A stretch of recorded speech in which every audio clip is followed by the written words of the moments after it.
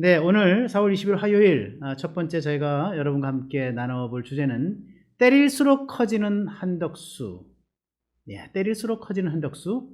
대선 출마 선언 임박했다라고 하는 소식입니다. 네, 지금 뭐 민주당은 한덕수 이름만 나오면 격앙하는 상태인데, 예, 한덕수 어떤 인물이길래, 지금 어떤 상태길래 민주당이 이렇게 감정 과잉 상태, 흥분 상태에 빠지는지 여러분과 함께 나눠보겠습니다. 시작하기 전에 구독, 좋아요, 알림 설정 부탁을 드리겠습니다.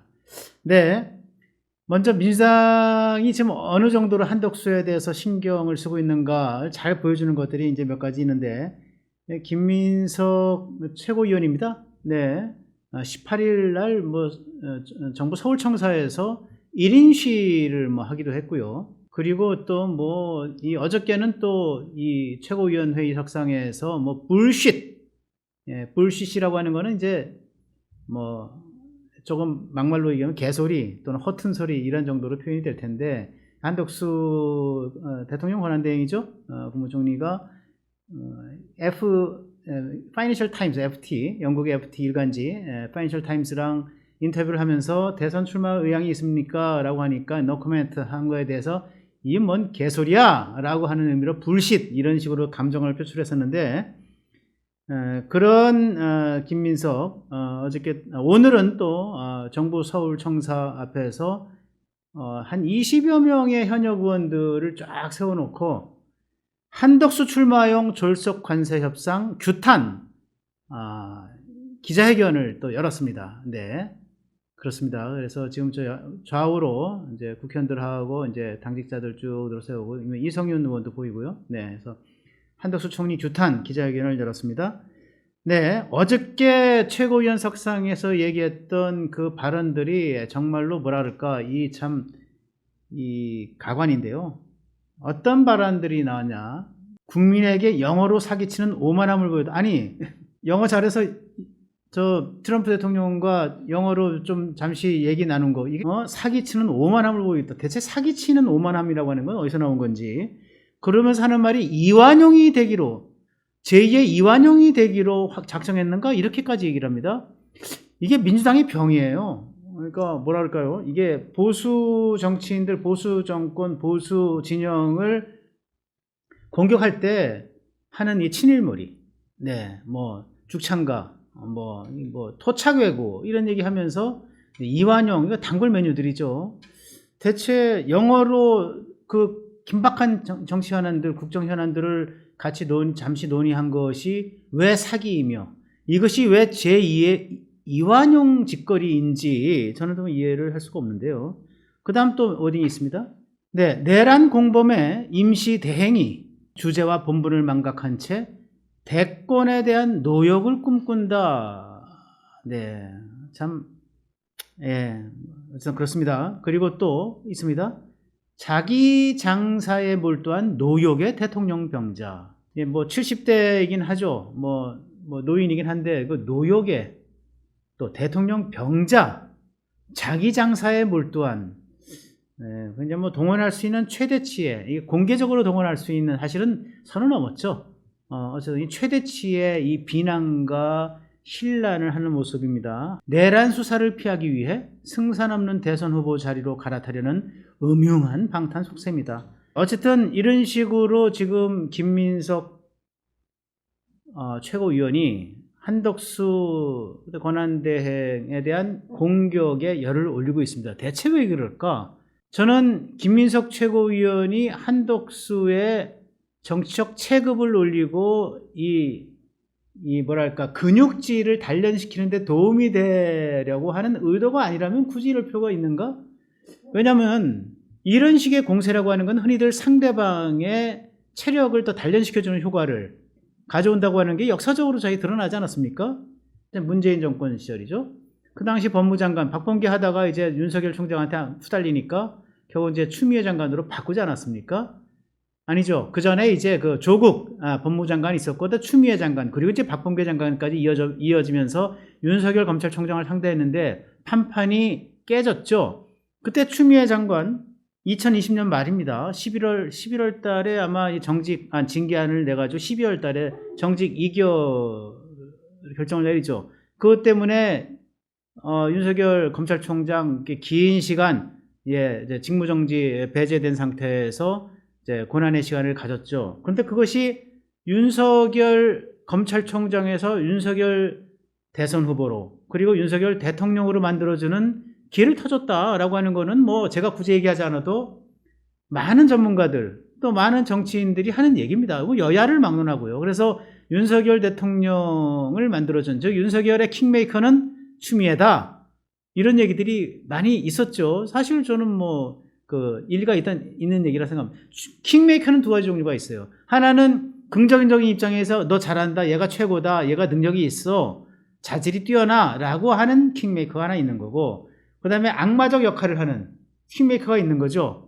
얘는 나쁜 놈이야, 얘는 이완용이야, 얘는 정신병자야, 대통령병 환자야 이러면서 오히려 이 한덕수에 대한 임무를 띄워주는, 그래서 결국은 한덕수 대망론을 더욱더 부추기게 하는 역할, 한덕수의 정치적 근육과 체질을 더 강화시켜주는 역할을 하는, 이래서 부정적 의미의 킹메이커다. 그래서 너는 한덕수 킹메이커는 김민석 아닌가? 이런 생각도 해봅니다. 지금 한덕수 대통령 권한대행의 대선 출마 여부 미국이 도와주고 있죠.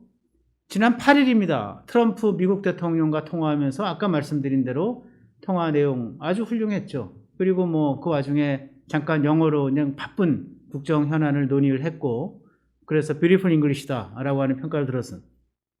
그리고 나서 또 어제 그저께입니다. 20일 파이낸셜 타임스 뭐 세계적인 퀄리티 페이퍼죠. 거기서 인터뷰를 하면서 이번에 대통령 그 출마 문제를 물으니까 아직 결정된 바가 없습니다. 그래 집요하게 질문을 더 하고 나오니까 no comment 라고 했거든요. 사실은 이 정도 되는 위치에서 정말 이 국민적 관심을 받고 있는 상황에서 이런 질문을 받으면 대통령 출마 의지가 없으면 그건 아닙니다. 없습니다. 저는 제 일에 집중할 뿐입니다. 라고 얘기하는 게 정상이죠. 그런데 아무리 한덕수 권한대행이 정치적 경험은 없는 관료 출신으로 관료직만 한 50년 정도 일을 했던 사람이라 하더라도 이런 질문이 어떤 파급 효과를 낼 것이라고 하는 걸 모르겠습니까? No comment라고 하는 것이 어떤 파장을 불러올까 몰랐다? 저는 그렇게 생각하지 않습니다. 저는 이것은 출마 의지를 갖고 있는 답변이다 라고 생각을 하고요. 그리고 이제 어떻게 됩니까? 앞으로 24일 내일 모레 24일부터 이제 미국에서 2+2 한미 관세 협상, 즉 통상협의가 시작이 됩니다. 통상 2+2라고 하는 거는 이제 한국에서는 재정부 장관, 즉 기획재정부 장관 부총리인 최상목, 그리고 안덕근 산업부 장관이죠. 산업통상부 장관 두 사람이 포함이 되고, 미국은 이제 재정 장관하고 그다음에 이제 USTR 미 무역대표부 대표가 참석하는 2+2 통상회의를 이제 최상목 팀을 결성해가지고 보내지 않았습니까?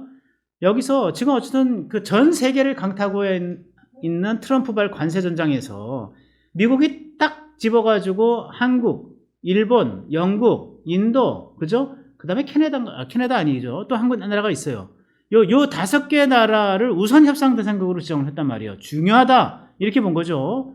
예. 특히 일본과 한국은 중국 견제를 위해서는 대단히 중요한 나라이기 때문에 우리가 지금 일반 관세, 상호 관세 해가지고 25% 막 이렇게 매기고 있는데, 그래도 여기는 좀 우리가 신경 써서 해줘야 될 것 같아. 그래서 한국을 우선 협상 대상으로 해서 지금 일본 협상 진행을 했고요. 그 다음에 이제 한국을 24일부터 진행하는 거 아니겠습니까? 기회죠. 여기서 최상목 팀이 만약에 어떤 그 관세 협상에서 탁월한 협상을 해서 미국 트럼프 정부가 이것을 용인해주는 그러한 결과를 받아들고 오면은 이거는 당연히 관세 문제, 그 다음에 이제 양국 협상 문제, 그리고 경제 문제, 이런 것들에 대해서 통상 문제, 이런 것들에 대해서 탁월한 식견을 갖고 있는 한덕수 국무총리, 즉 대통령 권한대행에 아마 치적이 될 것이라고 저는 믿어 의심치 않습니다. 이런 것들이 저는 바로 이 한덕수의 대선 출마 입지를 더 넓혀주는 그런 것들 아닌가 생각이 됩니다. 한덕수의 경제 경륜, 제가 짤막하게 한 번 더 말씀을 드릴게요. 한덕수는 서울대 경제학과를 나와서 그래서 석박사를 미국 하버드대 경제학과에서 했습니다. 그리고 이제 관료로 들어와서 오랫동안 관료 생활을 했죠. 김대중 정부 때 이제 통상본부장을 했고요. 예, 그래서 그때 한미 FTA 이후에 이런 것들을 전부 다 관리를 하고, 그 다음에 그거를 이제 주요 것들을 통과시키고 이런 이제 지적을 이뤘고요. 그리고 경제수석이 임명이 되죠. 그리고 노무현 정부 때 부총리, 경제부총리입니다. 그리고 총리까지 합니다. 그리고 이제 건너 이명박 정부 때 주미 한국대사, 그러니까 주미대사를 역임을 했고요. 그리고 또 무역협회장 이런 것들을 거쳐가지고 다시 윤석열 정부 들어와서 또 다시 총리에 임명이 되고, 윤석열 탄핵 국면에서 지금 대통령 권한대행까지 하죠. 이 얘기는 뭐냐면은 대통령이 되면 지금 인수위가 없잖아요. 보통은 대통령 선거 끝나고 나서 2달 동안 인수위가 구성이 돼서 인수위 활동을 마치고, 인수위라고 하는 것이 뭐 관료들 불러서 뭐 혼내고 호통치고 뭐 폼 잡고 이러는 거 같지만 사실은 일을 배우는 거거든요. 이 국정이 어떻게 돌아가고 있지? 예, 지금 여기서 내가 뭐를 해야 되지? 일을 배우는 건데 그 인수위 기관이 없는 거예요.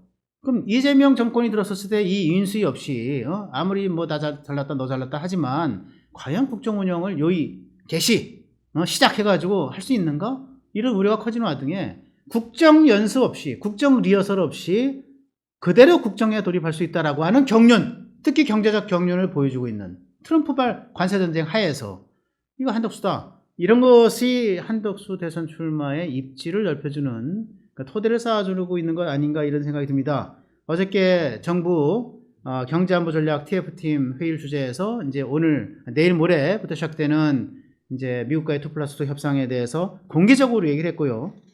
저는 이 국면에서 이게 한덕수 권한대행이 최근 국무회의가 지난주 월요일이니까 오늘 22일이면 15일, 14일쯤 되겠네요. 14일 국무회의에서 내 마지막 소임을 다하겠다라고 얘기하는 말이 전 생각이 납니다. 마지막 소임을 다하겠다. 네, 라스트 미션이 뭐냐.